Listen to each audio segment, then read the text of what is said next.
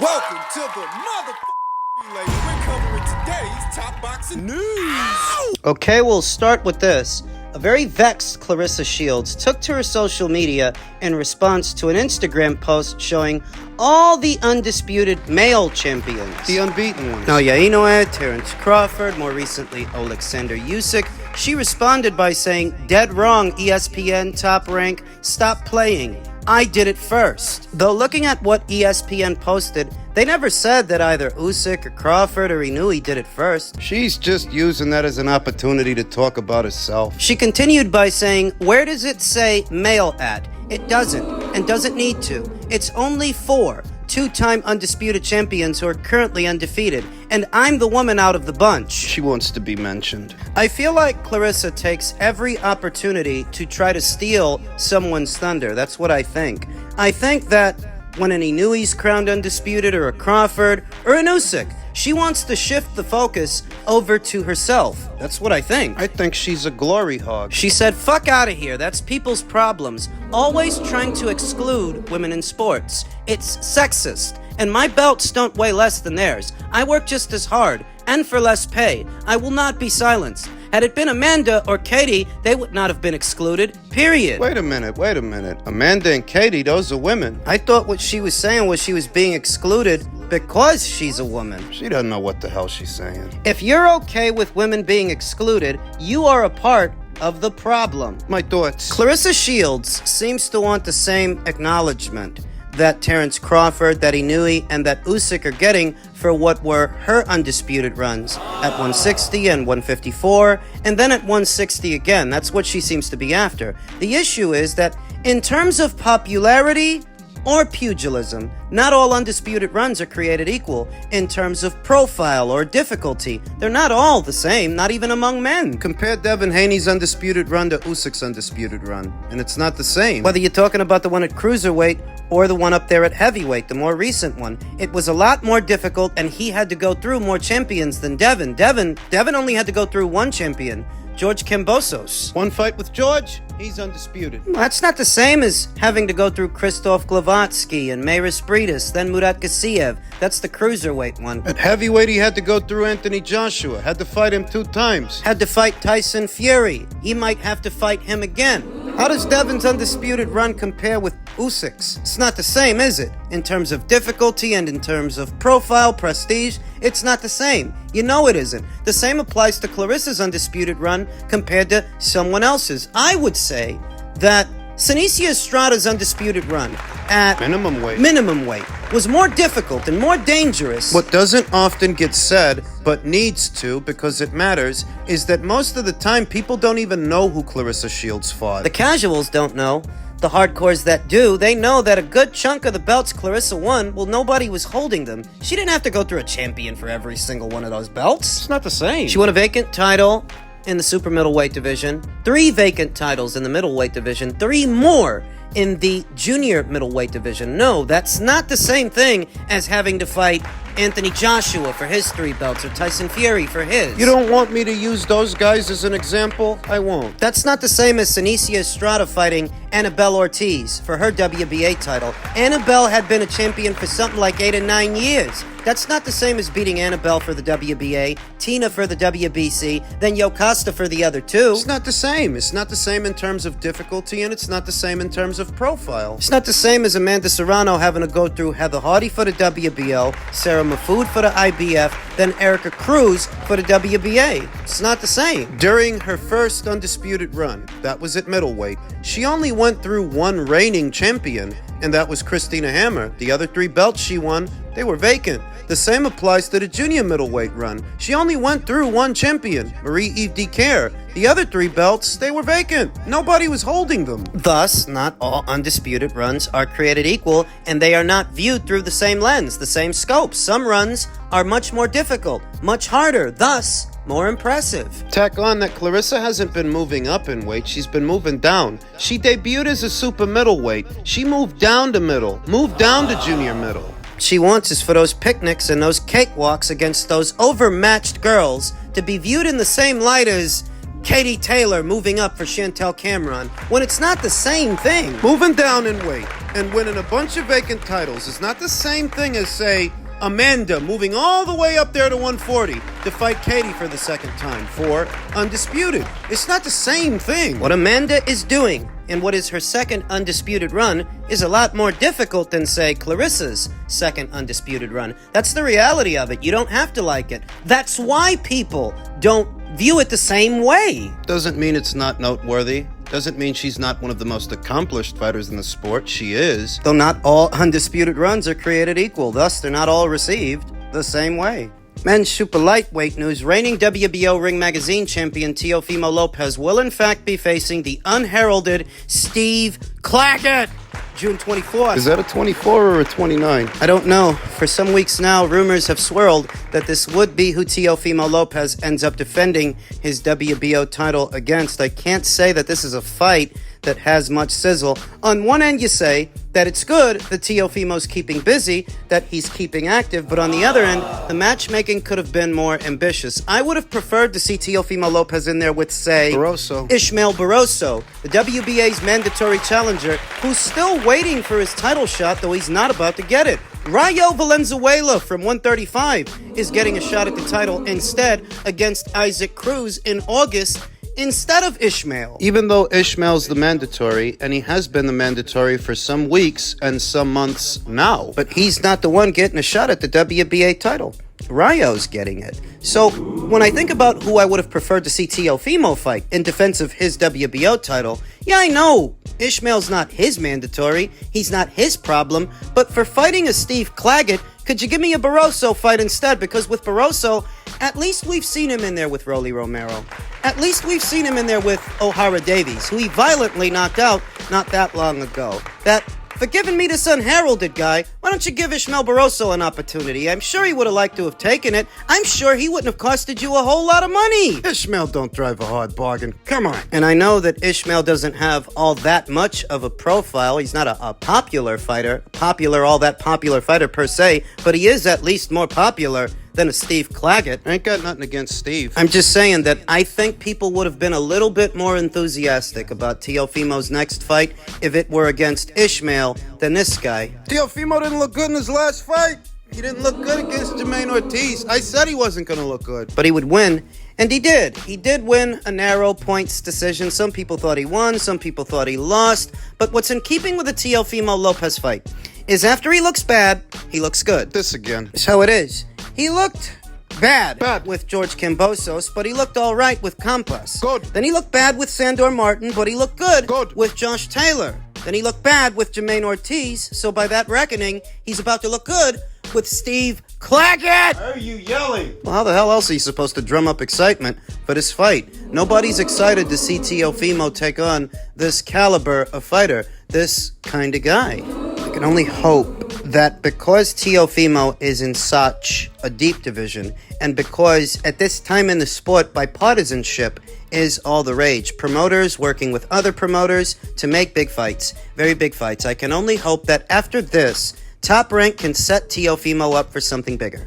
Maybe a Devin Haney fight for Devin Haney's WBC and Teofimo's WBO. Maybe for Isaac Cruz's WBA if he beats Rayo. Or Subriel Matias's IBF if he beats Liam Paro. I've been critical of Teofimo Lopez's business decisions, but he is a supremely talented young fighter that really should be in bigger fights than this one. And because there are so many big fights already happening with the help of His Excellency, Mr. Turki Al-Sheikh, I can only hope that Teofimo can become a part of that picture because he seems to be standing apart. It's like in his own universe or something. So much is going on, and Teofimo has so very little to do with it. Migration of PBC fighters on what is a matchroom show set to go down. The sheer number of fighters. Tim Zhu, Isaac Cruz, Rayo, David Morrell. Can we get a situation like that involving Teofimo Lopez? Can we get him in the ring with Subriel Matias? Can we do that? Can we get him in the ring with Devin Haney? Come on! Come on! Beat this Steve Clagget guy, then move on to something bigger.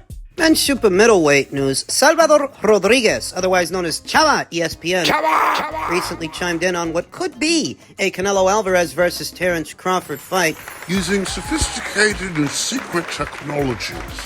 We deciphered the hidden message from the forbidden language.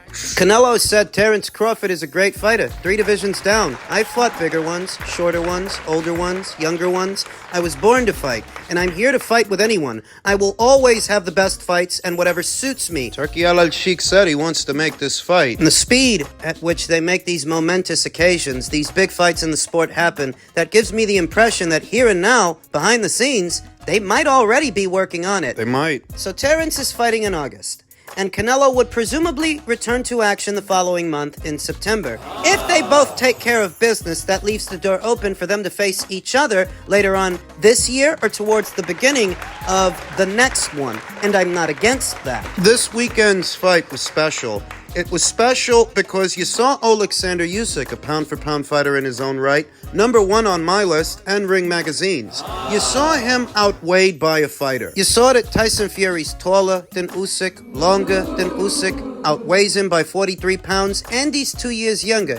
And in spite of all of that, because of Usyk's skills, he was able to overcome. Special fighter.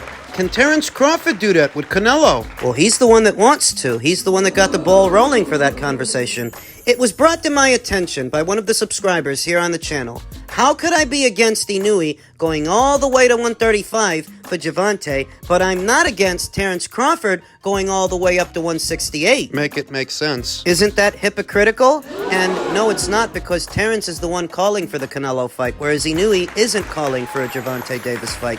Inoue said he's going to stay at 122 for the foreseeable future. That's what he said. He's not the one beating the drum for a Gervonta Davis fight. That's Gervonta Davis's fans beating that drum. Not Inoue. In the case of Crawford and Canelo, it's Crawford saying he wants that fight. It's Crawford saying he's willing to move up and do it. So if he's willing, That's on him. I'd be happy to see Terence Crawford stay right there at 154 and fight the champions that are there. I'd be okay with that, but he's the one saying he's willing to move up and take on Canelo. So if he's willing to do that, then I'm willing to watch it. I'm not even saying that he has to. He wants to. That's the difference. Crawford is the one campaigning for that fight. Myself, I would be happy to see him fight Bakram Murtazaliev if he beats Madrimov. I would be happy to see him take on Sebastian Fundora. I'd be okay with him staying right there at 154 and shooting for undisputed again if he's willing. But what he says he's willing to do is fight Canelo. And Turki Al-Sheikh says he's willing to pay for it.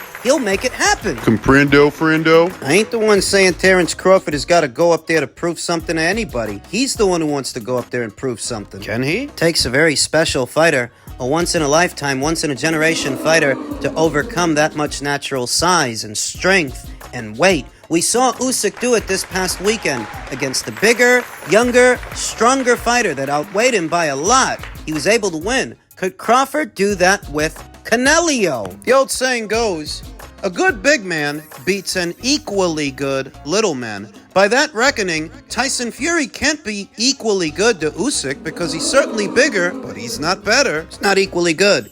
Is that the situation with Canelo and Crawford? Is Canelo bigger, but not better? Is that the way it is? Between Terence Crawford's profile and Canelo's profile, this could be a very big fight. This generation's Sugar Ray Leonard versus Harvin Magler. It's Marvin Hagler. It's a fight that captures the imagination. And if there is an effort to make it, then I would put forth the effort to see it. That's all I'm saying.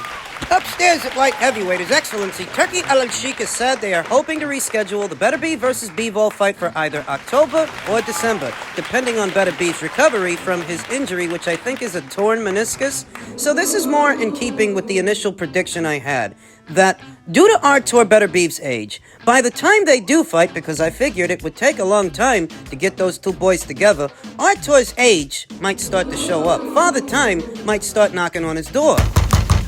Arthur Smith! Some have taken to speculating that Artur Beterbiev isn't actually injured and what he's doing is cycling off of performance-enhancing drugs, so that when he does return to action, he will seem a younger man. There are those people. We have to acknowledge that this is something that is being talked about in the boxing community. You don't have to agree with those people, but they are out there. Now, if we are to assume that Artur's injury is legitimate, that's what resulted in this postponement, then that goes back to the Father Time scenario where, as good as Artur has been, and as strong, and as devastating, it comes at a price to its body. It's taking a toll. More and more, the wear and tear is piling up, and that could have an effect on the fight itself, the fight with Dimitri, because Dimitri is a more skilled and more defensively sound fighter. He's more defensively sound than Joe Smith Jr., more than Callum Smith, more than Anthony Yard, More than Alexander Vajdik. Well, the thing about the Vajdik fight, great win that may have been, that was many years ago. That was